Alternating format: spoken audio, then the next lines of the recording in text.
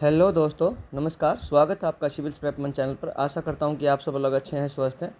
मैं sorry for the delay. सितंबर का अभी तक करंट अफेयर डिस्कस हो जाना चाहिए था, बट एक्चुअली दोस्तों जब कम्प्रीहेंसिव कवरेज करने के लिए मैं थोड़ा सा ऐसे आर्टिकल्स भी जुटा रहा था कि कोई अपना छूट ना जाए। और हमने बीच में एक एक्सपेरिमेंट किया था कि MCQ से ही करंट अफेयर किया करेंगे पूरे के पूरे। बट मुझे उसमें एक चीज़ लगी कि जब लास्ट में आपको रिवीजन करना होता है तो MCQ से रिवीजन लंबा पड़ जाता है। अब जैसे मान लो कि आपका सितंबर का सिंपल करंट अफेयर जब हम करेंगे, थियोरेटिकली डिस्कशन करेंगे, 2 से ढाई घंटे में हो जाता है। और आप 1.5 पे इसको बाद में 1 से 1.25 घंटे में आप इसको कवर कर सकते हो। रिवीजन के टाइम पे या 2 की स्पीड में आप इसको बहुत जल्दी कवर कर सकते हो। लेकिन MCQ तो आपको पूरे ऑप्शन सुनने पड़ेंगे, पढ़ने पड़ेंगे, उससे थोड़ा लंबा टाइम लग जाता है। तो हम क्या करेंगे, करंट अफेयर का थोड़ा ऐसे ही डिस्कस कर लेंगे, थ्योरेटिकल फॉर्म में डिस्कस कर लेंगे और MCQ भी साथ में डिस्कस कर लिया करेंगे। क्या करेंगे, हम इसको पार्ट्स में लेके आएंगे। जैसे आज का पार्ट 1 है, इसमें इकोनॉमी, पॉलिटी, गवर्नेंस हम कवर कर रहे हैं। तो ऐसे ही हम पार्ट में उसी का पार्ट 1 ही हम MCQ का बना के उसी के MCQ डिस्कस कर लिया करेंगे बाद में। तो ये ठीक है, हमें ज़्यादा क्लासेस लेनी पड़ेंगी, पर क्या है, उससे कम्प्रीहेंसिव कवरेज हो जाएगा। तो दोस्तों ज़्यादा इसमें समय नहीं लगाते हुए हम अब स्टार्ट करते हैं पॉलिटी से। ठीक है दोस्तों, पॉलिटी से स्टार्ट करते हैं। तो पहला ही है कि vice president of India CP Radhakrishnan ji. ठीक है, तो ये NDA के कैंडिडेट थे। 2 ब्लॉक बने थे, NDA और एक बना था इंडिया अलायंस। ठीक है, जिसमें कांग्रेस और बाकी उसके सारे घटक दल आते हैं। NDA में जो अभी भी गवर्नमेंट में मान लो कहीं जदयू है और BJP है बड़ा घटक सबसे, तो ये सब आते हैं इसमें। तो इनका कैंडिडेट था कौन, ये जो अपने CP राधाकृष्णन जी हैं, ये इनके कैंडिडेट थे वाइस प्रेसिडेंट के, और ये जीत गए हैं। ठीक है, और 50th vice president of India बन गए हैं, और 70th बाय टर्म और टेन्योर। ठीक है, इन पर्सन 50th है, और टर्म में जैसे 70th कोई 2 बार बन गया हो, ऐसे करके मिला के तो 70th है। और वैसे इन जनरल 15th प्रेसिडेंट है। इन्होंने सुदर्शन रेड्डी जी को हराया है। ठीक है, ये वाजपेयी ऑफ कोयम्बटूर के नाम से भी जाने जाते हैं, और इन्होंने महाराष्ट्र के गवर्नर के तौर पर भी सर्व किया था 2024 से 25 के बीच में। और एडिशनल चार्ज भी था इनके पास झारखंड, तेलंगाना और पुदुचेरी का। ठीक है दोस्तों, कुछ कॉन्स्टिट्यूशनल फ्रेमवर्क देख लेते हैं इनके रिगार्डिंग। जैसे वाइस प्रेसिडेंट की पोस्ट के रिगार्डिंग, ये आपका थ्योरेटिकल से हो जाएगा। देखो, मैंने आपकी बात थोड़ा सा ये भी इनकॉर्पोरेट करने की कोशिश की है कि मान लो अपन वाइस प्रेसिडेंट पढ़ रहे हैं तो उसका नाम और ये इंपॉर्टेंट ना हो कि उसके जैसे पूरे आर्टिकल्स में पॉलिटी में क्या कहते हैं उसके बारे में। तो आर्टिकल 63 क्या कहता है कि there shall be a vice president of India. Article 64 क्या कहता है कि vice president ex officio chairman of Rajya Sabha, ये आपको पता भी है। और आर्टिकल 65 कहता है कि प्रेसिडेंट एक्ट करेगा ड्यूरिंग द वैकेंसी। आर्टिकल 67 क्या है, उसकी टर्म 5 ईयर्स होगी, रेजिग्नेशन रिमूवल की बात करता है। तो अब मैं आपको पूछता हूँ कि एक स्टेटमेंट आएगी कि the tenure of vice president is mentioned in the constitution, तो ये बात हो जाएगी यस। ठीक है, तो आप इस तरीके से याद कर सकते हो कि ये मेंशन है। उसके बाद आर्टिकल 68 है, वो election and filling of vacancies of vice president. देखो, उसमें लिखा था कि एज अर्लीस्ट एज पॉसिबल आपको वाइस प्रेसिडेंट की पोस्ट खाली होते ही आपको भरनी है। जैसे अपने धनखड़ जी की पोस्ट खाली हुई थी तो हमें इसको भरना पड़ा था। ठीक है, और सुप्रीम कोर्ट वाइस प्रेसिडेंट और प्रेसिडेंट के केस में सुप्रीम कोर्ट ही कोई भी इलेक्शन डिस्प्यूट के बारे में रिजॉल्व करता है। इलेक्शन प्रोसेस क्या है, constituted by election commission of India इसको कंडक्ट कराते हैं। प्रोपोर्शनल रिप्रेजेंटेशन होता है वाया सिंगल ट्रांसफरेबल वोट। इसको मैं आपको थोड़ा सा ब्रीफ में बता देता हूँ। जैसे मान लो आपके सामने 2 कैंडिडेट हैं, CP राधाकृष्णन जी और इधर रेड्डी जी थे। तो अगर मैं वोट डालने जाता हूँ तो मैं ऐसे डाल सकता हूँ कि पहली प्रेफरेंस ये है, दूसरी ये है ना, और पहली और 0 भी हो सकता है। तो इस तरीके से इसको बोलते हैं प्रोपोर्शनल रिप्रेजेंटेशन, कि आप एक से ज़्यादा कैंडिडेट को भी प्रेफरेंस दे सकते हैं ना। इलेक्टोरल कॉलेज में कौन कौन होता है, इलेक्टोरल कॉलेज में होता है all elected and nominated member of parliament, Lok Sabha and Rajya Sabha. ठीक है, तो ये लोकसभा और राज्यसभा के सारे इलेक्टेड और नॉमिनेटेड मेंबर होते हैं। ठीक है, और जबकि प्रेसिडेंट के केस में तो आपको पता है स्टेट लेजिस्लेटिव असेंबलीज भी आ जाती हैं। ठीक है, और अदर कुछ की अपडेट्स हैं। जैसे secretary to vice president Amit Khare IAS was appointed, और governors charge Acharya Devvrat, governor of Gujarat, given additional charge for the Maharashtra. क्योंकि अब महाराष्ट्र के गवर्नर थे तो इनको वहाँ से यहाँ अभी वाइस प्रेसिडेंट बना दिया है। तो जो आचार्य देवव्रत हैं को एडिशनल चार्ज दे दिया है महाराष्ट्र का। ठीक है दोस्तों, आगे चलते हैं। अपने अटॉर्नी जनरल हैं कौन है? आर वेंकटरमणी अपने अटॉर्नी जनरल बन गए हैं, और ये reappointed as 16th attorney general of India for 2 years term till 2027। इन्होंने के वेणुगोपाल जी को सक्सीड किया था। ठीक है, उसके बाद है अटॉर्नी जनरल की कुछ पोस्ट के बारे में देख लेते हैं कि कॉन्स्टिट्यूशन में क्या कहता है। आर्टिकल 76 जो 1 है वो कॉन्स्टिट्यूशन का वो कॉन्स्टिट्यूशनल पोस्ट है अटॉर्नी जनरल की। अपॉइंट किया जाता है प्रेसिडेंट ऑफ इंडिया के द्वारा। एलिजिबिलिटी क्या होती है कि भाई किसको आप अटॉर्नी जनरल बनाओगे, तो ये क्या है, वो क्वालिफाई होना चाहिए सुप्रीम कोर्ट जज। और आप मुझे कमेंट सेक्शन में बताइए कि सुप्रीम कोर्ट जज के लिए क्या क्या क्वालिफिकेशन होती हैं। आप मुझे बताइए सुप्रीम कोर्ट जज के लिए क्या क्या क्वालिफिकेशन होती है। तो लास्ट होती है eminent jurist in the eyes of president. तो इसी चीज़ पे सारा खेल हो जाता है कि प्रेसिडेंट की नज़र में कोई भी एमिनेंट जूरिस्ट हो सकता है। इधर आप बताइए कि 5 years जज ऑफ सुप्रीम जज high court, 10 years of advocate in supreme court. तो ये सब मुझे बताइए कमेंट सेक्शन में कि ये क्या होता है। ठीक है, और ये प्लेजर ऑफ प्रेसिडेंट पे सर्व करते हैं। उसके बाद है फंक्शंस क्या है। गवर्नमेंट ऑफ इंडिया को लीगल मैटर में रिप्रेजेंट करते हैं। प्राइवेट केस भी लड़ सकते हैं लेकिन गवर्नमेंट ऑफ इंडिया के अगेंस्ट नहीं होंगे। और union government in supreme court और हाई कोर्ट में रिप्रेजेंट करते हैं। Right of audience in any court, किसी भी कोर्ट में जाके इनको सुनने का अधिकार होता है। और आर्टिकल 88 क्या कहता है, mayor participate in parliament debates but can not vote, है ना। तो इस तरीके के आर्टिकल जैसे याद रखा करो। 44 को किसी तरीके से याद रख लो, यूनिफॉर्म सिविल कोड। फिर 88 हो गया उसका डबल, तो attorney general part in the parliament can not vote. तो इस तरीके छोटा छोटा कुछ कुछ ट्रिक बना के याद कर सकते हो। उसके बाद जुडिशियल अपॉइंटमेंट कुछ कुछ हुए हैं। सुप्रीम कोर्ट में क्या हुआ है, जस्टिस आलोक अरादे एंड जस्टिस विपुल मनु भाई पंचोली ये जज ऑफ सुप्रीम कोर्ट बने हैं। और completing the sanction strength of 34 जजेज इंक्लूडिंग CGI। अभी अपने टोटल स्ट्रेंथ कितनी है, 34 है, जिसमें एक CGI है और 33 जजेज हैं। तो अब मुझे बताइए कि जो जजेज की संख्या बढ़ानी है सुप्रीम कोर्ट में, कौन बढ़ाता है? सोचिए, बताइए, लिखिए कमेंट सेक्शन में। मैं आपको बता देता हूँ दोस्तों, सुप्रीम कोर्ट में तो क्या पार्लियामेंट एक्ट बना के करती है, और हाई कोर्ट में जो होता है वो प्रेसिडेंट करता है। तो दोनों को याद रखिएगा, सुप्रीम कोर्ट में पार्लियामेंट एक्ट बना के करती है और हाई कोर्ट में प्रेसिडेंट की मर्जी से होता है। ठीक है, उसके बाद कुछ हाई कोर्ट्स के अपॉइंटमेंट देख लेते हैं। जस्टिस PKB भजंत्री ये 46 chief justice of Patna high court बन गए हैं। और जस्टिस श्री चंद्रशेखर ये chief justice of Bombay high court बन गए हैं। और जस्टिस सोमेन सेन ये है recommended as chief justice of Meghalaya high court. ठीक है, और करंटली इंडिया में 25 हाई कोर्ट्स हैं। लेटेस्ट आंध्र प्रदेश की है 2019 में। तो आप मुझे इसमें देखो, मोस्टली तो हर स्टेट के लिए एक हाई कोर्ट होना चाहिए, लेकिन आप मुझे इसमें से बताइए कि कौन सी यूटी किसके साथ अटैच है, और एक यूटी कौन सी है जिसमें अभी तो 2 होगी, चलो, एक जम्मू एंड कश्मीर होगी और दूसरी दिल्ली, जो 2 यूटी हैं जिनकी अपनी हाई कोर्ट है। ठीक है, और करंटली ये बताइए कि 25 में से 2 क्वेश्चन आप मुझे बताइए कि पहला क्वेश्चन कि कौन सी हाई कोर्ट 2 स्टेट्स की है या 2 से ज़्यादा स्टेट्स की है, उनको कमेंट सेक्शन में बताइए। और दूसरा पॉइंट मुझे बताइए कि किस हाई कोर्ट का जो प्रिंसिपल बेंच है वो उसकी कैपिटल में नहीं बैठती है। जैसे फॉर एग्जांपल मैं आपको बता देता हूँ, जैसे जोधपुर जयपुर में नहीं बैठती है, राजस्थान की जोधपुर में। तो ऐसे कुछ कुछ स्टेट हैं, वो आप मुझे वो कमेंट सेक्शन में बताइए। ठीक है, ये आपकी एक्सरसाइज है दोस्तों। उसके बाद संघाई कॉर्पोरेशन ऑर्गेनाइजेशन, ये देखो, ये ऑर्गेनाइजेशन से कई बार क्या होता है, मेंबर पूछ लिए जाते हैं। जैसे अब की बार भी UPPCC में देखोगे ना, बिम्स्टेक पूछा था। और बिम्स्टेक को मैं आपको एक चीज़ बताता हूँ दोस्तों, मैंने ना करंट अफेयर के 20 क्वेश्चन लगभग आए हुए थे, लेकिन कोई तो बता देता है कि 22 आए थे, 23 आए थे। बट रफली अगर आप देखोगे, अगर स्टैटिक को कुछ हटा दोगे तो 22 के आसपास क्वेश्चन आए थे और 20 के आसपास अपनी नोट्स से सोल्व हो जाते हैं। मैं उसका भी एक वीडियो लेके आऊँगा कभी। अभी क्या है ना, एक्चुअल में टाइम नहीं मिलता दोस्तों, थोड़ा टाइम का इशू रह जाता है।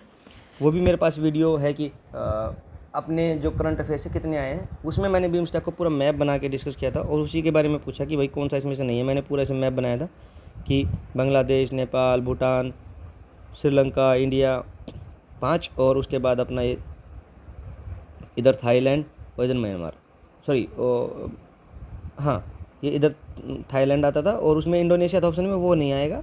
है ना। और इधर आ जाएगा, एक इधर भी कंट्री था दोस्तों, वो 6-7 उसमें आते थे, लेकिन उसमें ऑप्शन में इंडोनेशिया था, वो नहीं था, वो क्योंकि हमने डिस्कस किया था वो नहीं है, वो दूर था, तो उसी पे आंसर लगा के आना था, नोट पूछा था। ठीक है, तो मैं उसी सेंस में बता रहा हूँ कि ये क्वेश्चन वहाँ इंपॉर्टेंट हो जाते हैं यूपीपीसीएस के लिए, किस तरीके के क्वेश्चन वहाँ पूछे जाते हैं। तो आप इसमें देख लीजिएगा कि वेन्यू क्या है, ये तियानजिन चाइना में हुआ है, और चेयर कौन है, प्रेसिडेंट शी जिनपिंग ने इसको चेयर किया है। इंडिया के representation prime minister Narendra Modi गए थे, और फर्स्ट चाइना विजिट हुई है 7 ईयर्स में। आउटकम्स क्या हुए हैं, तियानजिन डिक्लेरेशन अडॉप्टेड, और SCO condemned the Pulwama attack 2019 by name से अब की बार कंडेम किया है। और तियानजिन डिक्लेरेशन, ये आपसे पूछा जा सकता है कि तियानजिन डिक्लेरेशन अडॉप्ट किया है किसका ये आउटकम है, तो आप बताओगे संघाई कॉरपोरेशन ऑर्गेनाइजेशन 2025 समिट जो तियानजिन चाइना में हुई है। तो इस तरीके से क्वेश्चन बनेगा। और SCO development bank to boost regional financing के लिए इंडिया ने प्रपोज किया है। और हम एससीओ के बारे में थोड़ा जान लेते हैं कि एससीओ के बारे में क्या क्या इन्फॉर्मेशन हमारे पास है। देखो, ये मैंने आपको पूरा डाल दिया है, और ये आप लगा लीजिए कि बहुत इंपॉर्टेंट है। पहले क्या था, संघाई 5 बना था। संघाई 5 में कौन कौन थे, कजाकिस्तान, और इधर कौन है कजाकिस्तान, देखो इधर कजाकिस्तान सबसे पहले ही आया था। उसके बाद ताजिकिस्तान, तो ये आपका ताजिकिस्तान हो गया पहला, दूसरा। फिर आपका किर्गिस्तान, ये किर्गिस्तान तीसरा। उसके बाद आपका रशिया, ये आपका चौथा। और ये आपका चाइना, चाइना कहाँ है, ये चाइना 5वां। तो ये बने थे पहले संघाई 5। ठीक है, बड़ा ध्यान से सुनना दोस्तों आप, है ना, ये बड़े ध्यान से सुनना। ये आपके संघाई 5, ठीक है, ये आपके 5 हुए। उसके बाद इसमें आप देखोगे, फिर इसको संघाई 5 को एससीओ उज्बेकिस्तान इंक्लूड हुआ, तो इसको 2001 में इसको संघाई 5 को बन गया एससीओ, क्योंकि अब 5 नहीं रहे, अब हो गए 6, तो उसमें उज्बेकिस्तान ऐड हुआ। तो उज्बेकिस्तान कहाँ दोस्तों, देखो ये आपको उज्बेकिस्तान हो गया। तो ये 6 ऐड होने के बाद ये बन गया संघाई कॉरपोरेशन ऑर्गेनाइजेशन, ये रीनेम हो गया। तो अभी तक आपने देखा है, बहुत इंपॉर्टेंट है, इसको याद करना है। जैसे उज्बेकिस्तान, कजाकिस्तान, किर्गिस्तान, ठीक है, रशिया और चाइना। और ये उज्बेकिस्तान ऐड होने के बाद ये बन गया 2001 में संघाई 5 बन गया, संघाई कॉरपोरेशन ऑर्गेनाइजेशन।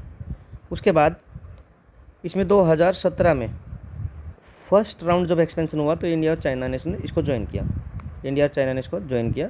ठीक है, ये सॉरी माय बैड, पाकिस्तान और इंडिया ने इसको ज्वाइन किया। अब ये बन गए 7th और 8th मेंबर।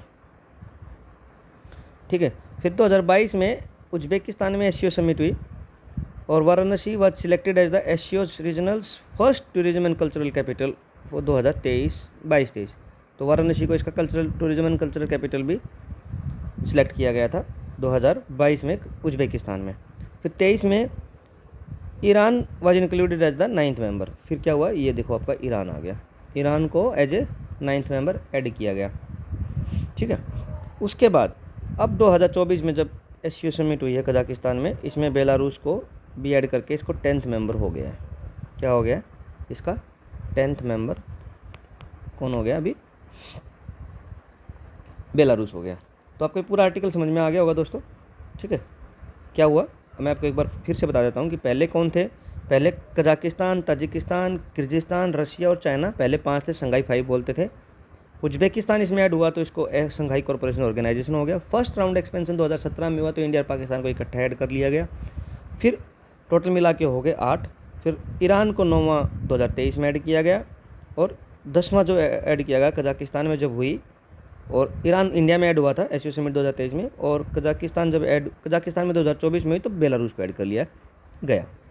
ठीक है, इतना आपके लिए इन्फॉर्मेशन काफ़ी है। और ऐसा ही हमने किसी पिछले महीने के करंट अफेयर में डिस्कस किया था, जिसमें 10th मेंबर कहाँ ऐड हुआ था, आपको ये बताना है। मैं आपको बता देता हूँ, Malaysia as a 10th member add हुआ। आप मुझे उसका ऑर्गेनाइजेशन का नाम बताइए कमेंट सेक्शन में। ठीक है, ठीक है दोस्तों, आप मुझे बताइए। और ये इसके 2 गवर्नेंस के लिए कुछ फोकस किया है इन्होंने, कि सिक्योरिटी इशूज़ में रीजनल टेररिज्म, एथनिक, दूसरा पेन बदल लेते हैं, एथनिक सेपरेशंस, रिलीजियस एक्सट्रीमिज्म, ये सब देखेंगे। Govern by heads of the state of councils, SCO supreme decision making body है, meet once a year. And official language क्या है, रशियन एंड चाइनीज है। इन दोनों की अभी ऑफिशियल लैंग्वेज इनकी यही है, रशियन एंड चाइनीज।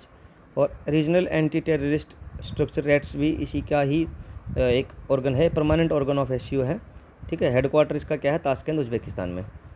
ये किस चीज़ का हेडक्वार्टर है, देखो ये दोनों में फ़र्क करना है आपको। ये रेट्स का हेडक्वार्टर है, रीजनल एंटी टेररिस्ट स्ट्रक्चर है जो रेट्स बना है, परमानेंट ऑर्गन है एससीओ का, उसका हेडक्वार्टर है ताशकंद उज्बेकिस्तान में, ठीक है।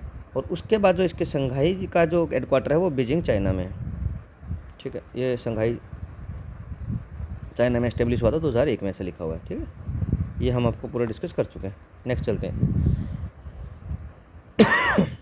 उसके बाद है पॉलिटिकल क्राइसिस इन नेपाल।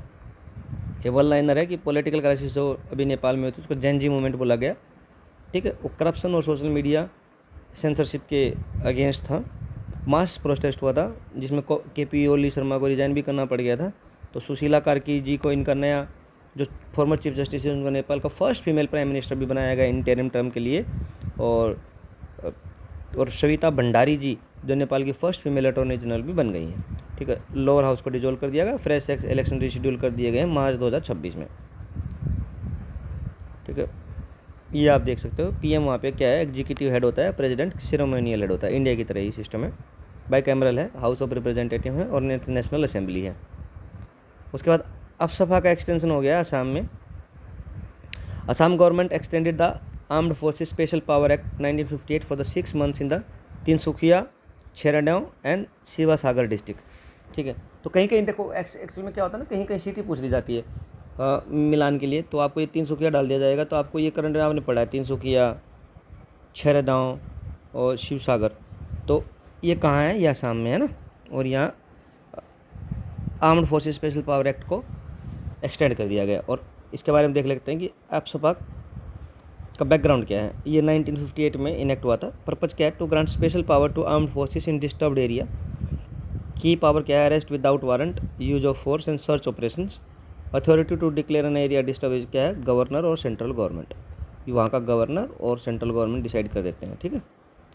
उसके बाद FCRA लाइसेंस रिवोक्ड हो गया, किसका, SECMOL, ये करता कौन है, MHA। तो आपके लिए इतना ही काम का है कि FCRA लाइसेंस रिवोक कौन करता है, अलाउ कौन करता है, ये है सब MHA। और इसकी यूनियन होम मिनिस्ट्री ने क्या है, FCRA license student educational and cultural movement of Ladakh founded by Sonam Wangchuk का रिवोक कर दिया है, ठीक है।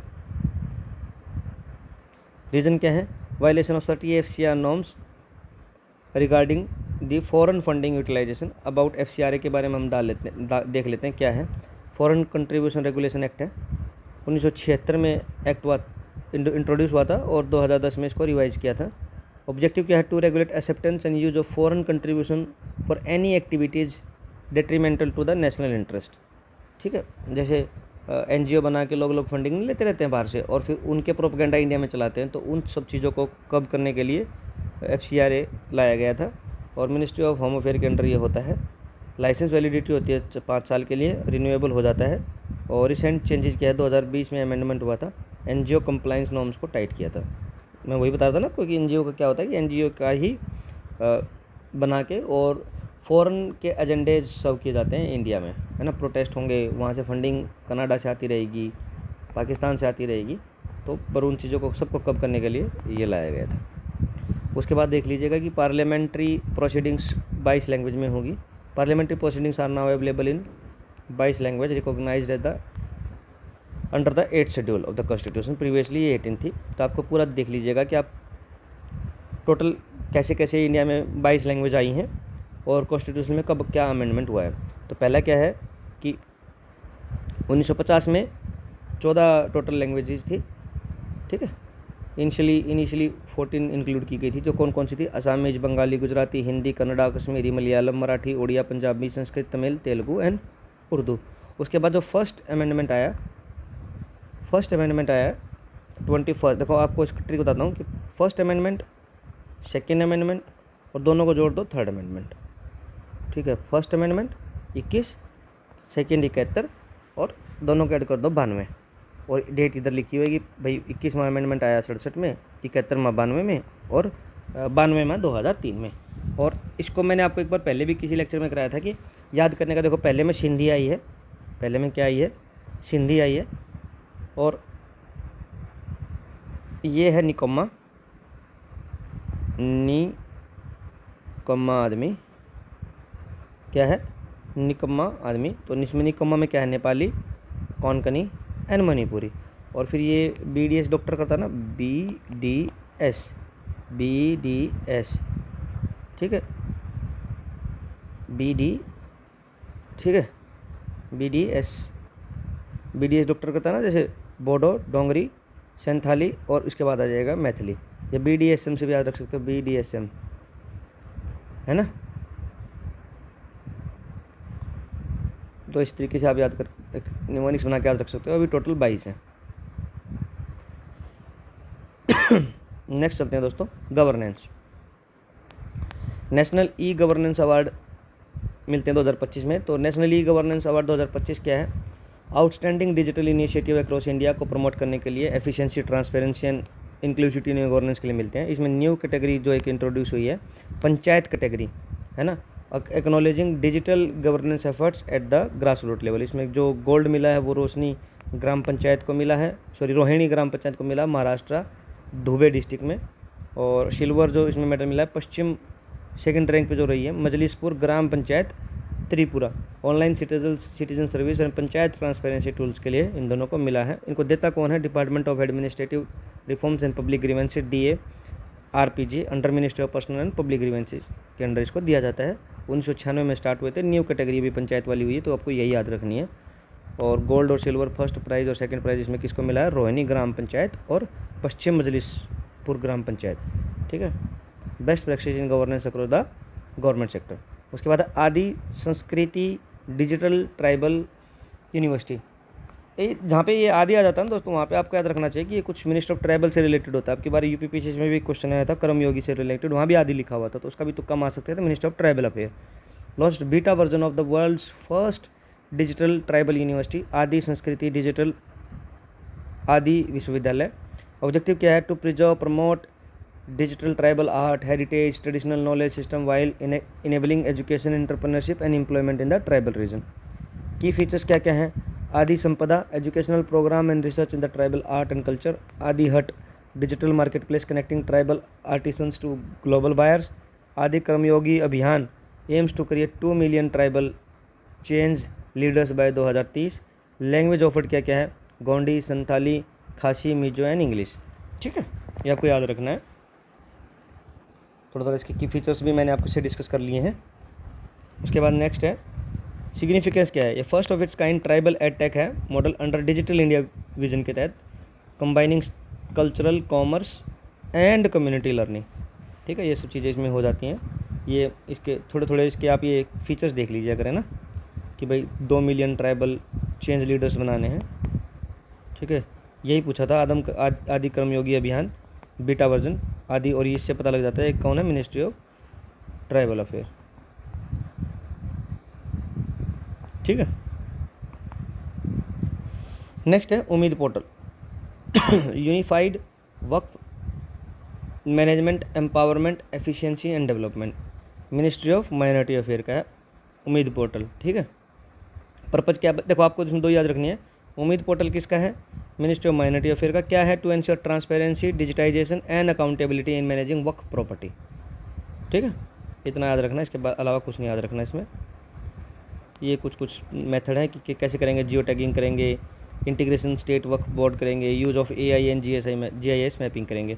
अंगीकार कैंपेन किसकी है, ministry of housing and urban affair की है under PM Awas Yojana urban 2.0 के तहत। कवरेज क्या है, it will be implemented in 5000+ urban local bodies across India.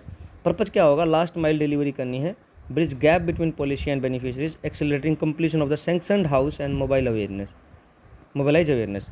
मतलब समझ रहे हो, जितना भी सैंक्शन स्ट्रेंथ है उसको जल्दी से जल्दी कवर करना है। ये उसके अंगीकार कैंपेन किसके अंडर है, ministry of housing and urban affair का। सीधा पूछा जा सकता है। ज्ञान भारतम पोर्टल, ज्ञान भारतम पोर्टल क्या है, लॉन्च किया गया था to digitize and preserve ancient Indian manuscripts ensuring open access for schools and public by ministry of culture and government of India. Gyan Bharatam portal किसका है? मिनिस्ट्री ऑफ कल्चर का, गवर्नमेंट ऑफ इंडिया के तहत क्या करना है? To digitize and preserve ancient Indian manuscripts. ठीक है, उसके बाद digitization of manuscripts over 75 years old, जो 75 साल से ऊपर की जो मैन्यूस्क्रिप्ट्स हैं सबको क्या करना है? डिजिटाइज करना है। और टारगेट क्या है? 1 करोड़ मैन्यूस्क्रिप्ट इसका टारगेट है। किस किस का इसमें कोलैबोरेशन है? National mission on manuscripts NMM and Indira Gandhi national centre for arts IGNCA का इसमें पार्टिसिपेशन है। 12 सितंबर 2025 को इसको लॉन्च किया गया है। To create largest digital repository of Indic knowledge and literature का इसका गोल है। उसके बाद स्वच्छ वायु सर्वेक्षण अवार्ड मिले 2025 में। कौन निकालता है? Ministry of environment, forest and climate change organisation ने किए हैं। और rank Indian cities based on the air quality management, public participation and innovations under the national clean air programme NCAP के under, national clean air programme के under quality management, public participation and innovation के according इनको rank किया जाता है। Organise किसने किया है? MOEFCC ने। और इसमें कैटेगरी वाइज रिजल्ट मैं आपको बता देता हूँ। कैटेगरी 1, कैटेगरी 2 और कैटेगरी 3 में इसको दिया जाता है। कैटेगरी 1 10 लाख से प्लस पॉपुलेशन है, 3 से 10 लाख की पॉपुलेशन को कैटेगरी 2 और 3 लाख से कम वाले को उसको बोला जाता है कैटेगरी 3। तो जो पहली कैटेगरी में मिला है वो आप याद रख सकते हो कि इंदौर को पहला मिला है 10 लाख प्लस पॉपुलेशन में। परफेक्ट स्कोर है 200 आउट ऑफ 200, ये तो हमेशा ही रहता है दोस्तों। इनको तो सुप्रीम स्वच्छ लीग में भी डाल दिया था ताकि अब तो इनकी वो कहते हैं ना, वो एक स्वच्छता वाली रैंकिंग निकलती है कि क्लीनेस्ट सिटी वाली। अब उस रैंक में तो इसको निकालते हुए इसका रैंकिंग ही बंद कर दिया, इससे ऊपर उठ चुका है ये इंदौर। सेकंड प्लेस है जबलपुर का। ऐसे देखोगे आप कैटेगरी 2 में अमरावती का पहला है, इतना याद रखो। इसमें भी स्कोर 200 आउट ऑफ 200 है। प्राइज इनको 75 लाख मिला है और उधर 1.5 करोड़ है। और लास्ट में 37, मतलब आधा होता आ रहा है प्राइस। और थर्ड कैटेगरी में जो है जिसमें लेस देन 3 लाख पॉपुलेशन है, उसमें भी MP का एक देवास करके प्लेस है, उसका स्कोर 193 है 200 में से। ठीक है। और Indore set A Guinness world record for planting 16 lakh trees in 24 hours. ये एक नोटेबल अचीवमेंट है, ये आपको याद रखना है। ठीक है, गिनीज वर्ल्ड रिकॉर्ड है MP का, मध्य प्रदेश का, 16 लाख ट्रीज इन 24 आवर्स में प्लांट करना। उसके बाद स्वच्छता ही सेवा 9th एडिशन है। सितंबर वही महात्मा गांधी जी के साथ दो उसका पखवाड़ा होता है ना, 17 सितंबर से लेके और 2 अक्टूबर तक ये रहा था। क्या? Garbage free India through people's participation. ये हर ऑफिस में भी स्वच्छता कैंपेन होता है। 2 अक्टूबर को सब लोग झाड़ू अपने ऑफिस में लगाते हैं और कूड़ा इकट्ठा करके डिस्पोज करते हैं। ये क्या है? Annual national wide sanitation campaign है under Swachh Bharat mission, coincide with the birth anniversary of Mahatma Gandhi. ये सब आपको नॉर्मल बातें हैं। एडिशन का एम्फेसाइज क्या था? 1 नेशन एंड 1 क्लीनलीनेस ड्राइव। पूरे देश में एक ही क्लीनलीनेस ड्राइव चलेगी, स्वच्छता अभियान वाली। तो ये इसका इस एडिशन का एम्फेसाइज था। Viksit Bharat buildathon, union education minister Dharmendra Pradhan ji ने इसको लॉन्च किया है। ये देखिए आप लिखा हुआ है ना, Viksit Bharat buildathon 2025, a nation wide innovation movement where students from schools across the country unite to create swadeshi solution for national development. ये बहुत अच्छी चीज़ है। ठीक है, क्लास 6 से 12 के बच्चों को tech based solution for real world civic and governance challenges के लिए एनकरेज करना है। और किस किस का कोलैबोरेशन है? AICTE का, NCERT का और CBSE का। इन तीनों की फुल फॉर्म मुझे कमेंट सेक्शन में लिखिए। ठीक है, NCERT की जिसकी बुक पढ़ते हो, और ये एजुकेशन वाला है, और ये सेंट्रल बोर्ड ऑफ सेकेंडरी। तो ये आप इन तीनों की फुल फॉर्म मुझे कमेंट सेक्शन में लिखिए। और STEM based innovation and problem solving entrepreneurship develop करनी है। STEM क्या होता है? साइंस, टेक्नोलॉजी, इंजीनियरिंग और ये सब होता है ना, मेडिकल। उसके बाद है भारती, BHARATI। इसकी फुल फॉर्म क्या है? ये किसने लॉन्च की? पहले तो ये देख लीजिएगा, अपेडा ने। किसने? अपेडा। और अपेडा किसके अंडर आती है? वो ministry of commerce and industry के अंडर आती है। तो एग्रीकल्चर के अंडर नहीं आती दोस्तों, ये ध्यान रखिएगा इसमें, है ना। जहाँ पे एक्सपोर्ट की बात आ जाती है ना कि agriculture and processed food product export development authority, APEDA किसके अंडर है? Ministry of commerce and industry के अकॉर्डिंग है। To support 100 agri based startups and to boost India's agri food export to $50 billion. $50 billion by 2030 तक India का food export बढ़ाना है, India food agri food export. ठीक है, name क्या है? Bharati, Bharat hub for agri tech resilience, advancement, incubation for export enablement, ये इसकी फुल फॉर्म याद रखिएगा। लॉन्च किसने किया है? एपेडा ने, मिनिस्ट्री ऑफ कॉमर्स के अंडर है। पायलट कोहॉर्ट क्या है? 10,000 100 agri food and agri tech startup बनाने हैं। एक्सपोर्ट टारगेट क्या है? $50 बिलियन का है यूएस एपेडा के शेड्यूल्ड प्रोडक्ट्स का। उसके बाद GI tag products, super foods, organic foods, Ayush and life stock को भी फोकस इसमें रखा गया है। टेक्नोलॉजी में क्या है? AI, blockchain, internet of things, agri fintech, cold chains, packaging innovation, इन सब का यूज किया जाएगा। थोड़ा ये तो नॉर्मल चीज़ें हैं ना, ये आप याद कर लीजिएगा। उसके बाद सेंसस 2027 होगा। टेक्नोलॉजी एडवांसमेंट में इसमें क्या क्या है? देखो, ये हम पहले भी डिस्कस कर चुके हैं कि 2 तरीके का सेंसस होगा, पॉपुलेशन और इकोनॉमिक साथ में ही करेंगे। 2 फेज में होगा पॉपुलेशन, 2026-27 और 28 में। एक अभी होगा 26 में और एक 28 में होगा। तो ये सब आप उस लेक्चर से देख सकते हैं। पर इसमें हमें इस आर्टिकल में इंपॉर्टेंट क्या है कि ये use of geo tagging for all buildings during the house listing operations. तो इसमें ये इंडिया का fully digital and Jio tagged census होगा इस बार वाला जो करेंगे हम। तो ये इसमें इन्फॉर्मेशन काम की थी। और जीआईएस बेस्ड मैपिंग होगी, ठीक है। लास्ट सेंसस हुआ था 2011 में, 21 में होना था, लेकिन कोविड के कारण इसको पोस्टपोन कर दिया गया था, ठीक है। उसके बाद है digital education tool by NCERT. NCERT ने अपने 65th फाउंडेशन डे पे 1 सितंबर 2025, तो आप निकालिए इसमें 2025 में से 67 माइनस कीजिए, तो आप ये बताइए मुझे कि ये कब फाउंड हुआ था, ठीक है। अभी 2025 है ना, तो 65 माइनस करना है। 1960 में ये फाउंड हुआ था, ठीक है। एनसीईआरटी मेजर लॉन्चेस क्या हैं? बाल वाटिका डीटीएच चैनल, ये पता है, नंबर 35 है। डेडिकेटेड टू चिल्ड्रन 3 से 6 साल के। Interactive early education via Doordarshan से इंटरेक्टिव लर्निंग होएगी इनकी। दीक्षा 2.0 पोर्टल क्या है? Revamped digital platform providing multi lingual e learning resources in 12 Indian languages में दीक्षा पोर्टल पे एजुकेशन मिलती है। एंड प्रसाद 2.0 टूल क्या है? ये इंक्लूसिव एजुकेशनल असेसमेंट टूल है for children with disability and special needs. Prasad, ये आप याद रखिएगा, ठीक है। और developed under national digital education architecture NDEAR framework के अंडर इसको डेवलप किया गया है, ठीक है। हेल्थ केयर कैंपेन है और उसके कुछ इनिशिएटिव हैं, ये आप देख लीजिएगा। स्वस्थ नारी सशक्त परिवार अभियान किसने लॉन्च किया? पीएम नरेंद्र मोदी जी ने। 16 दिन का है, 17 सितंबर से इसको स्टार्ट किया अपने जन्मदिन पे उन्होंने। और ऑब्जेक्टिव क्या है? नेशनल वाइड हेल्थ कैंप्स बनाने हैं, focusing on women wellness and maternal care and family health, ठीक है। उसके बाद पोषण माह क्या 8th एडिशन है 2025 में। थीम क्या है?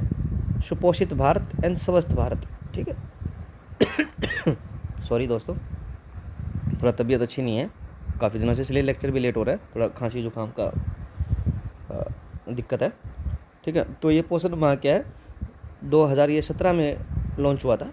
और इसमें क्या है ना, पोषण पे काम किया जाता है। पोषण मतलब न्यूट्रिशन पे काम किया जाता है। और इसमें क्या थीम क्या थी? सुपोषित भारत एंड स्वस्थ भारत, ठीक है। Launch in Dhar district Madhya Pradesh में इसको लॉन्च किया गया। प्रमोट्स न्यूट्रिशनल अवेयरनेस अंडर पोषण अभियान 2018, सॉरी 18 में हुआ था दोस्तों, 17 में नहीं हुआ था।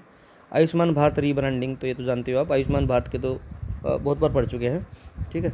तो इसमें भी रीब्रांडिंग हुई है। Ayushman Bharat health and wellness centre re named Ayushman Arogya Mandir with tagline आरोग्य परम धनम, health is the supreme wealth. इसको इस टैगलाइन के साथ इसको दोबारा रीब्रांड करके इंट्रोड्यूस किया जा रहा है। Offers allopathic, Ayurvedic, homeopathic and यूनानी ट्रीटमेंट अंडर वन रूफ, ठीक है, एक ही छत के नीचे। जिसमें पहले एलोपैथिक होता था ना, भाई आयुर्वेदिक भी, होम्योपैथिक भी और यूनानी भी इसमें इंक्लूड कर दिया गया है। Integrates traditional system with the modern medicine, ठीक है। उसके बाद नेक्स्ट चलते हैं दोस्तों, ये कुछ स्टेट स्पेसिफिक सोशल स्कीम्स हैं, ये भी हमने इसी में रख दी हैं गवर्नेंस में भी, कि नमो लक्ष्मी योजना। आपको बस इसमें जो स्टेट स्पेसिफिक होती है ना, उसमें आपको देखो मेन चीज़ क्या होती है उसमें, बस आपको ये याद होना चाहिए कि स्टेट कौन सा है और काम क्या है बस। जैसे नमो लक्ष्मी योजना कहाँ है? गुजरात की, इतना याद होना चाहिए। उसके बाद क्या है? ये flagship education and empowerment initiative है to encourage girls education and reducing drop out rates among the adolescent girls, बस। उसके बाद ये आप देख लीजिएगा बाकी चीज़ें, मैं ये PDF आपको मिलेगी दोस्तों, ठीक है, क्योंकि अंदर तक डीप में इतना नहीं जाना होता। और sustainable development goal quality education 4 पे और सस्टेनेबल गोल 5 जेंडर इक्वलिटी पे ये कंट्रीब्यूट करता है। और ये मैं क्यों करा रहा हूँ? क्योंकि आपके बार एक डायरेक्ट क्वेश्चन आया है जिसमें सस्टेनेबल गोल का मिलान करना है सामने कि वो है क्या, ठीक है, 6 पूछा था, 5 पूछा, 4 6 पूछा था और 1 और 2 पूछा था, कुछ ऐसा था। ठीक है, तो इसलिए इंपॉर्टेंट हो जाता है। उसके बाद है नमो सरस्वती विज्ञान साधना योजना, किसकी है? गुजरात की है ये भी। ठीक है, नमो लक्ष्मी स्कीम है, कम्प्लीमेंट उसको जो अभी हमने पढ़ी ना, ये नमो लक्ष्मी योजना इसी को कम्प्लीमेंट करता है। ठीक है, ये साइंस है, promote science education among the higher secondary students in Gujarat. ठीक है, और ये क्या करता था? ये ड्रॉप आउट ना हो, ये एजुकेशन एंड एम्पावरमेंट इनिशिएटिव है गर्ल्स के लिए। ठीक है, दोनों एक जैसे से ही हैं, इसको भी देख लीजिएगा आप। उसके बाद मुख्यमंत्री स्वयं सहायता भट्टा योजना, ये किसकी है? बिहार की है। इतना है बिहार की है। क्या है? To assist unemployed graduate during their job search period. जब अनएम्प्लॉयड ग्रेजुएट है ना, जो अपनी जॉब सर्च करने जाते हैं, उनको बस हेल्प करनी है ना। इसमें क्या है? मंथली अलाउंस देना है 1000 पर मंथ का। और बेनिफिशियरी क्या है? अनएम्प्लॉयड ग्रेजुएट 20 से 25 साल के जो हैं उनको दिया जाएगा। और ड्यूरेशन क्या है? 24 महीने तक ये दिया जाएगा, ताकि तब तक उनको जॉब ना लगे, तब तक उनको कुछ सहायता हो जाए। ठीक है, कंडीशन क्या है? Applicant must be the resident of Bihar, registered on the Bihar skill development mission portal पे रजिस्टर होना चाहिए। उसके बाद दीनदयाल लाडो लक्ष्मी योजना कहाँ की है? हरियाणा की है। इसमें 2100 रुपये पर मंथ मिलता है। ठीक है, किसको मिलता है? जो वुमेन है वो इकोनॉमिकली पुअर है, तो उसको social economic empowerment and social security के लिए उस वुमेन को ये दिया जाता है। वुमेन की जो एज होनी चाहिए 23 से 60 साल के बीच में होनी चाहिए, और annual family income must be below 1 lakh. ठीक है, direct transfer to the Aadhaar linked bank accounts for beneficiaries. ठीक है, ऑब्जेक्टिव क्या है? Ensure financial independence for women in economically weaker families, encourage participation of women in economic and community activities. Significance क्या है? कंप्लीमेंट्स central schemes like प्रधानमंत्री उज्ज्वला योजना and प्रधानमंत्री जन धन योजना को कंप्लीमेंट करती है। Promote gender inclusive economic growth in the state. Anbu Karangal Yojana Tamil Nadu की है। उसके क्या है? ये सोशल प्रोटेक्शन इनिशिएटिव है गवर्नमेंट ऑफ तमिलनाडु का, for orphaned and single parent children के लिए है। क्या मंथली सपोर्ट दिया जाएगा? 2000 पर मंथ। ये आपको पता होना चाहिए कि अम्बू करंगल योजना कहाँ की है? बस तमिलनाडु की। ये इतना इंपॉर्टेंट है। उसमें फिर ये कुछ कुछ चीज़ आप देख सकते हो कि children up to 18 years of age उसको दिया जाता है, सिंगल मदर है, ऑर्फन है, उसको ये दिया जाएगा। अम्बू करंगल में ट्रांसलेट क्या है? Hands of compassion. ठीक है, इसको इस तरीके से ट्रांसलेट किया जाता है, हैंड्स ऑफ कंपैशन। उसके बाद इकोनॉमी, ये हमारा आज का लास्ट रहेगा, इकोनॉमी ही करेंगे इसमें लास्ट में। ठीक है, इकोनॉमी में देख लेते हैं। जीएसटी रिफॉर्म्स हुए हैं, ये आपको पता है। डिसकंटिन्यू कर दिया है स्लैब को, 5% और 28% वाली को, सिर्फ 5 और 18 वाली रह गई है, जिसमें 40% रेट लगेगा। एक स्पेशल है लग्जरी एंड सीन गुड्स में, टबैको लग्जरी सिगरेट वगैरह पे 40% लगता रहेगा। और बाकी सारी जो 2 स्लैब कर दिए, जीएसटी सिंप्लीफिकेशन कर दिया है। 53rd मीटिंग हुई है जीएसटी की, उसमें। ठीक है, सिंप्लीफाई करना है, बिल्कुल रिड्यूस लिटिगेशन करनी है, ताकि पूरे देश में एक कोहेरेंसी बने और ज़्यादा नंबर ऑफ स्लैब्स ना हो जीएसटी की। ठीक है, जीएसटी एपेलेट ट्रिब्यूनल लॉन्च कर दिया है फाइनेंस मिनिस्टर न्यू दिल्ली में इसने किया है। और फाइनेंस मिनिस्टर जी अपनी जो कौन है अभी वो बताइए, निर्मला सीतारमन जी हैं, उन्होंने न्यू दिल्ली में जीएसटी एपेलेट ट्रिब्यूनल एस्टेब्लिश कर दिया है under GST, central GST act 2017 के अंडर। ठीक है, फंक्शन क्या है? स्टेट्यूटरी एपेलेट बॉडी है to resolve GST related disputes between taxpayers and the tax authorities. इसका एक नेशनल बेंच होगा, एक रीजनल बेंच होगा, जोनल प्रेजेंस रहेगा इसका। ठीक है, और रिड्यूस पेंडेंसी और 1.4 लाख मतलब 1.5 लाख के आसपास इनडायरेक्ट टैक्स के केस पड़े हुए हैं, उन सबको सोल्व करना है। ये हिस्टोरिकल दिवाली गिफ्ट जो नेक्स्ट जनरेशन जीएसटी रिफॉर्म्स के नाम से डाला गया था, इसमें आपको थोड़ा थोड़ा ऊपर से बता देता हूँ कि जो जीएसटी रिफॉर्म्स की हम बात कर रहे हैं, जैसे पहले 18 में था, अब ये 5 में आ गया। कौन कौन? ऑयल, शैम्पू, टूथपेस्ट और ये सब चीज़ें सस्ती हो जाएंगी। बटर, घी, ये डेयरी प्रोडक्ट 5% में, यूटेंसिल्स 12% से 5% में। ठीक है, और feeding bottles, napkins for babies and clinical diapers 12% से 5% में, शेविंग मशीन्स एंड पार्ट 12% से 5% में। उसके बाद देखोगे कि हेल्थ केयर में कुछ कुछ रिलीफ दिए हैं, 18 से नील कर दिया। Individual health care and life insurance को तो 18 से 0 ही कर दिया। मान लो कोई आप हेल्थ इंश्योरेंस लेते हो लाइफ इंश्योरेंस लेते हो, उसको 18 से घटा के नील ही कर दिया ना, ये आप देखोगे। ये ऐसे ही एजुकेशन के लिए मैप्स, चार्ट्स, इन पे भी नील कर दिया है, पेंसिल शार्पनर पे भी नील कर दिया है, एक्सरसाइज बुक्स एंड नोटबुक्स पे भी नील कर दिया है, इरेजर्स पे भी नील कर दिया है।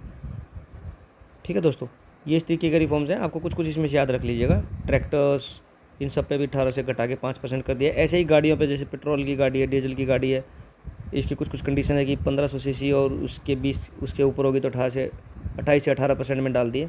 ये सब आप देख लेना, नोट शेयर हो जाएंगे। किसी को याद रखना है तो वैसे इतना इंपॉर्टेंट नहीं होता है ये, इसे इतने फिगर आपसे पूछे नहीं जाएंगे। उसके बाद क्रिटिकल मिनरल रिसाइकलिंग स्कीम क्या है, यूनियन कैबिनेट ने अप्रूव कर दिया है इसको, ठीक है। ये क्या है, future step toward the resource efficiency and green energy transition के लिए, ठीक है। ये सर्कुलर इकोनॉमी होता है ना, सर्कुलर इकोनॉमी क्या होता है कि आपने यूज किया, उसको दोबारा रिसाइकिल किया और यूजेबल बनाया, इसको बोलते हैं सर्कुलर इकोनॉमी। तो इसको ये बूस्ट करता है ना। और स्कीम का क्या हाईलाइट क्या है, 1500 करोड़ का इसके लिए आउटले रख दिया है 2025 से लेकर 31 तक। ये इंपॉर्टेंट हो जाता है, ऐसे पूछे जाते हैं ये पीपीसीएस में क्वेश्चन दोस्तों। ऐसा मत मानना कि ये इंपॉर्टेंट नहीं है, इंपॉर्टेंट है, डायरेक्ट पूछ लिया जाता है कि 1500 करोड़ मिलान करा लिया जाएगा आपसे। और स्कीम की डेट भी पूछ ली जाती है आपसे, तो इसमें यूपीपीसीएस में तो इंसेंटिव क्या है, 20% कैपिटल सब्सिडी दी जाएगी on operating expenses for the industries involve in recycling. Focus क्या है, lithium, cobalt, nickel, graphite and rare earth elements के ऊपर फोकस रहेगा।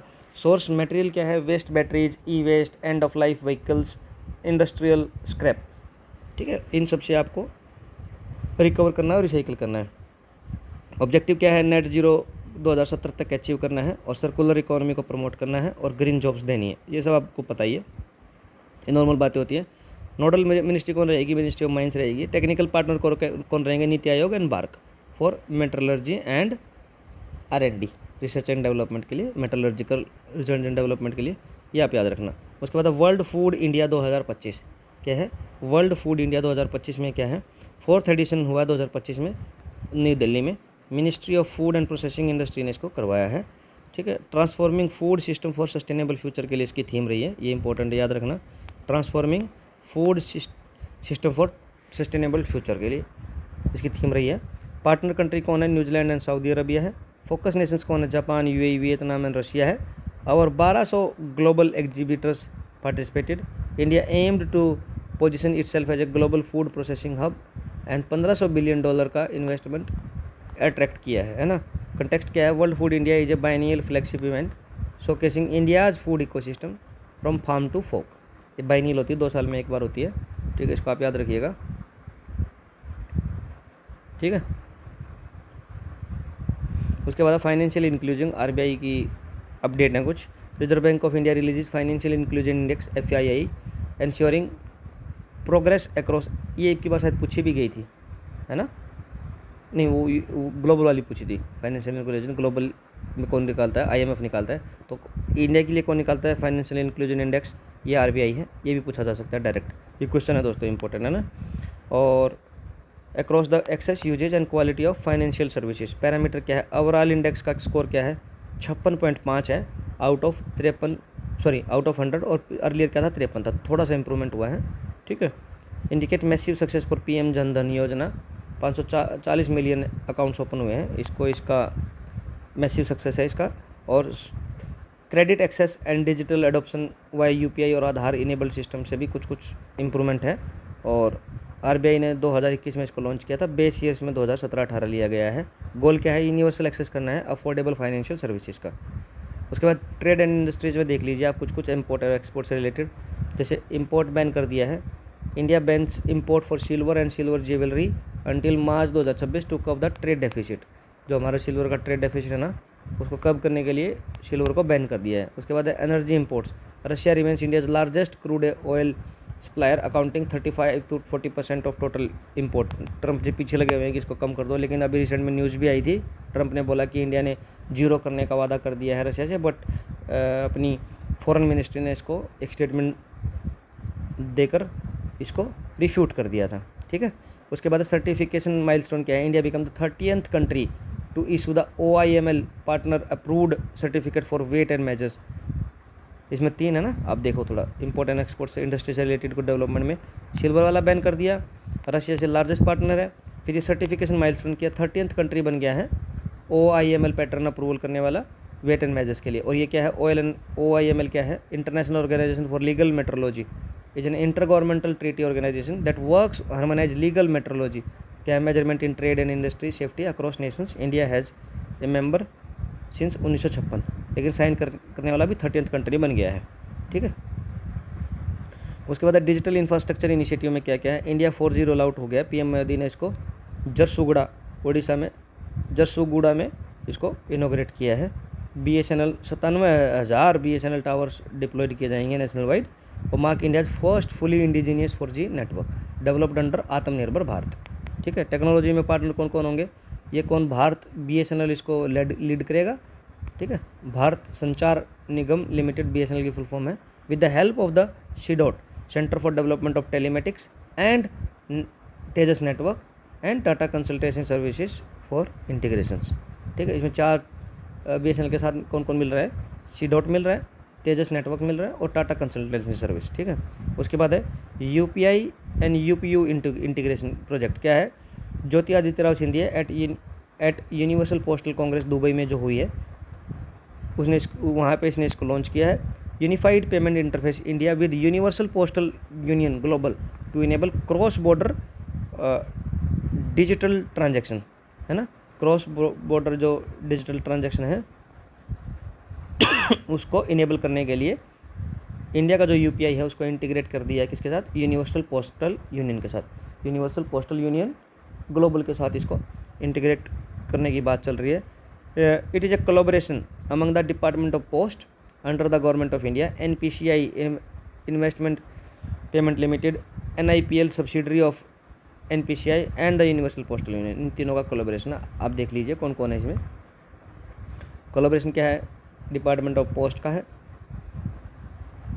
NPCI international payment limited, NIPL subsidiary of NPCI की सब्सिडरी है NIPL।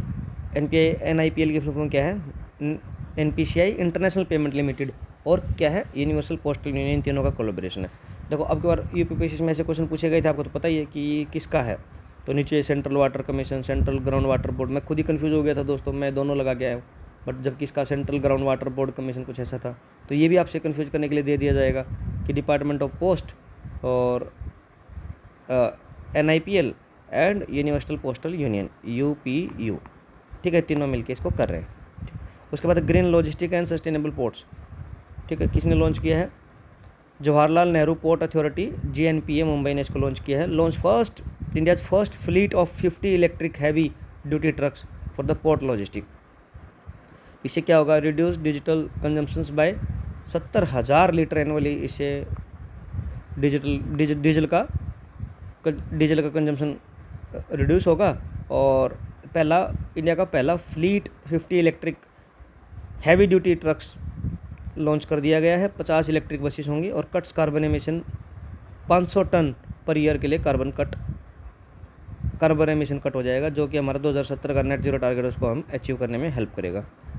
और इसको किसने किया है, जवाहरलाल नेहरू पोर्ट अथॉरिटी मुंबई ने। उसके बाद नेशनल कमोडिटी बोर्ड, वही कौन से 2 बोर्ड बने, एक तो आपने देखा था बिहार में जो बना था मखाना बोर्ड, और एक टर्मरिक बोर्ड। कहाँ बना था ये, निज़ामाबाद तेलंगाना में, है ना।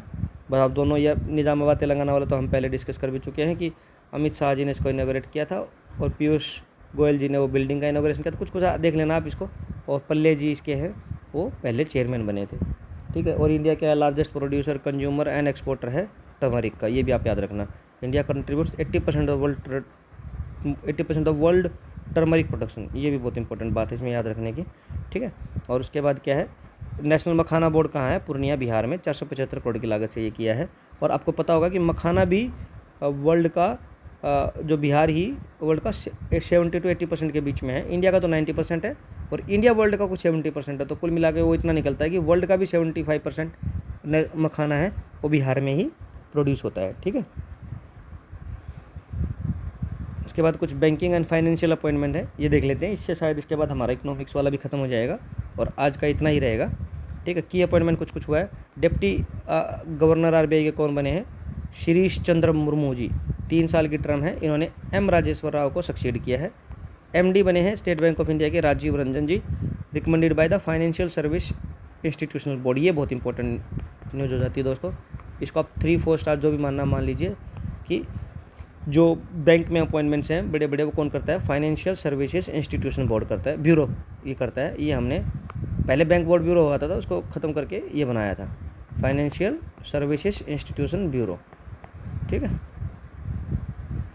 रिजर्व बैंक ऑफ इंडिया के बारे में कुछ जान लेते हैं, इसके रिव्यू देख लेते हैं कि मतलब रिजर्व बैंक ऑफ इंडिया में क्या क्या है। 1935 में reserve bank of India act के तहत इसको एस्टेब्लिश किया गया था। नेशनलाइज हो गया था 1949 में। हेडक्वार्टर इसका मुंबई में है। मोटो क्या है, डेवलपिंग विद स्टेबिलिटी। ठीक है, आरबीआई का एक गवर्नर होता है, 4 उसके डिप्टी गवर्नर्स होते हैं। ठीक है, और मैं आपको देख लेता हूँ गवर्नर कौन है। अभी संजय मल्होत्रा जी हैं और 11 दिसंबर 2024 को अपॉइंट हुए हैं। आईएएस हैं 1989 बैच के। ठीक है, फॉर्मर फाइनेंस सेक्रेटरी भी रहे हैं। ठीक है, ये कुछ इनके रिस्पॉन्सिबिलिटी हैं। एमपीसी के चेयर करेंगे, ये सब नॉर्मल बातें हैं, इतना डीप में नहीं जाना है। तो उसके बाद फर्स्ट गवर्नर, डिप्टी गवर्नर कौन है, माइकल देबभ्रता पात्रा, ये 2026 तक रहेंगे जनवरी में। डिप्टी गवर्नर सेकंड नंबर के कौन है, स्वामीनाथन जे, ये 2026 जून तक रहेंगे। ये farmer MD state bank of India थे। ये देखो इसमें क्या प्रमोशन से भी पहुंचता है इंसान और डायरेक्ट अपॉइंटमेंट भी हो जाते हैं। ये इकोनॉमिक्स हैं, farmer executive director of monetary policy department के। डिप्टी डायरेक्टर 3 हैं, पूनम गुप्ता जी, और डिप्टी डायरेक्टर फॉरेन जो अभी शिरीष चंद्र मुर्मू जी बने हैं 2028 तक के लिए। क्या है, आरबीआई के ऑफिसर थे, प्रमोट होकर यहाँ तक पहुँचे हैं। तो ये आरबीआई में इन्होंने करियर बनाया है अपना। ठीक है, ये कुछ ये पोजीशन होल्ड करेंगे, ये इतना इंपॉर्टेंट नहीं है। उसके बाद global ranking and economic indicator में क्या क्या है। फॉर्चून की जो लिस्ट आती है, फॉर्चून्स की जो ग्लोबल 500 की लिस्ट आती है, उसमें इंडियन की कंपनी है 9, 100 में, टोटल 500 में से 9 है। और 100 टॉप 100 में एंट्रेंट किसने मारी है बाजी, रिलायंस इंडस्ट्री लिमिटेड ने और लाइफ इंश्योरेंस कॉर्पोरेशन ने। ये आप ये दोनों को याद रखिएगा कि रिलायंस इंडस्ट्री लिमिटेड ने और लाइफ इंश्योरेंस कॉर्पोरेशन ने, दोनों ने इसमें टॉप 100 में ये दोनों आई हैं और टॉप 500 में इंडिया की 9 है। ठीक है, उसके बाद कुछ इंडेक्स हैं। ये economic freedom index heritage foundation निकालता है। इंडिया की है 128वीं पोजीशन है, मोस्टली अनफ्री है, स्कोर 53 ही है। टॉप क्या है, सिंगापुर है, 80+ स्कोर है इसका दोस्तों, ये सबसे फ्री कंट्री है। उसके बाद OECD का इकोनॉमिक आउटलुक है। OECD निकालता है कि ग्लोबल जीडीपी डिक्रीज होगी, पहले 3.3% थी, अब 3.2 हो जाएगी, और इंडिया का फोरकास्ट है 6.7% का। देखो इंडिया के लिए तो सब अच्छा ही कर रहे हैं, इंडिया ग्लोबल का भी डबल है दोस्तों, यहाँ पे 6.7 है। और ऐसे ही वर्ल्ड बैंक का ग्लोबल इकोनॉमिक प्रोस्पेक्ट, यहाँ इसको वर्ल्ड बैंक निकालता है, ये भी ग्लोबल ग्रोथ बताता है 2.3% और इंडिया की बताता है 6.5%। देखो इंडिया के लिए तो विन विन सिचुएशन है, इंडिया अच्छा कर रहा है दोस्तों। ठीक है, तो ये कुछ टोटल हमारे 50 पेज हैं दोस्तों, और हमने 20 तक कर लिए हैं। तो ऐसे ही 2-3 पार्ट में हम इसको ख़त्म कर देंगे। अब पार्ट में हमने इसलिए डिसाइड किया दोस्तों, देखो लास्ट में क्या होता है ना कि सारी वीडियो देखने की नहीं होती। जैसे मान लो किसी को भी खाली इकोनॉमिक की वीडियो देखनी है, पॉलिटी की वीडियो देखनी है, तो आप इकोनॉमिक पॉलिटी के लिए ये वीडियो देख लो, ताकि बाद में इसको हम कोलैबोरेट करके कि ये पूरे साल के इकोनॉमिक पॉलिटी वाले भी अलग से बना सकें। ठीक है, और जो अपना एनवायरनमेंट का होगा इसको हम बाद में डिस्कस करेंगे, जैसे करके 3 लेक्चर में इसको निपटा देंगे। लास्ट वाले छोटा रहेगा, उसमें हम खाली अपॉइंटमेंट्स, स्पोर्ट्स वाला डिस्कस करेंगे। नेक्स्ट में मैं आपको बता दूंगा क्या डिस्कस करेंगे। एनवायरनमेंट तो भी है अपने पाइपलाइन में कि एनवायरनमेंट, और इसके बाद 1-2 टॉपिक और करेंगे और फिर ये हो जाएगा अपना। तो आप इसको दोस्तों ज़्यादा से ज़्यादा शेयर कीजिए और चैनल की रीच बढ़ाइए दोस्तों। देखो क्या है ना, एक वही मोटिवेशन है अपने लिए ना, सब्सक्राइब कीजिए ज़्यादा से ज़्यादा। कोई अपने टेलीग्राम पे है, उसने अभी तक सब्सक्राइब नहीं किया है, तो वो सब्सक्राइब कर लो। तो क्या है ना, एक मोटिवेशन मिलता है कि अच्छा इतने नंबर ऑफ़ सब्सक्राइबर्स मेरे हो गए हैं, इतने बढ़ गए हैं। जैसे अभी हमने लेटेस्ट वीडियो डाला, उसमें 90% तक वॉच टाइम पता है क्या, नॉन सब्सक्राइबर का है। जितनी भी मैं 3-4 वीडियो डाल रहा हूँ सब नॉन सब्सक्राइबर देख रहे हैं, तो यार सब्सक्राइब कर दो। ठीक है, धन्यवाद दोस्तों, आज के लिए इतना ही। मिलते हैं अपने पार्ट 2 में सितंबर के।